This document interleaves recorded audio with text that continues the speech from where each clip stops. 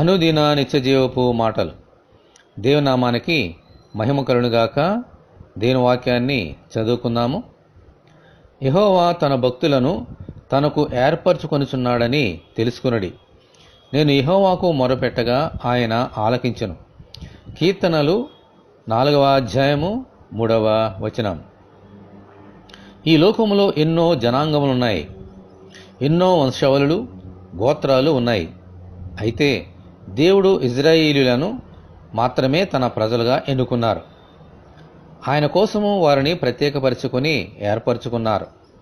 ఈ ఇశ్రాయేలులు వారికున్న ఆపదలలో, శ్రమలలో ఆయనకు మొరపెట్టినప్పుడు వాటినన్నిటినీ తప్పించి వారికి తోడుగా నుండి కాపాడారు. నేటి వరకు కాపాడుతూనే ఉన్నారు. ఆమేన్. అలాగే ఆయన కుమారుడైన యేసుక్రీస్తునందు విశ్వాసముంచిన మనలను కూడా ఆయన ఏర్పరచుకొని ఇజ్రాయేలీయులతో సమానముగా హెచ్చించి వీరికిచ్చిన వాగ్దానములను, ఆశీర్వాదములను మనకు కూడా అనుగ్రహించి ఇజ్రాయేలీయులను మనలను ఏకము చేశారు. దేవునికి స్తోత్రము. హల్లెలూయా. యేసుక్రీస్తు నామములో మనమేమి అడిగినను ఆయన మనకు దయచేస్తున్నారు. ఆమేన్. మనము ఆయన సొత్తు. ఆయన మన తండ్రి, రక్షకుడు, ఆదరణకర్త. ఆమేన్.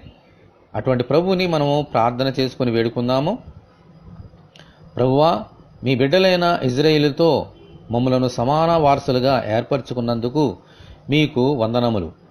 మీకు మొరపెట్టినప్పుడు మా ప్రతి మనవిని ఆలకించమని, ఈ వాక్యం వింటున్న నీ బిడ్డలందరినీ అలాగున దీవించమని ప్రభువైన యేసుక్రీస్తు ద్వారా ప్రార్థన చేయుచున్నాము తండ్రి. ఆమేన్.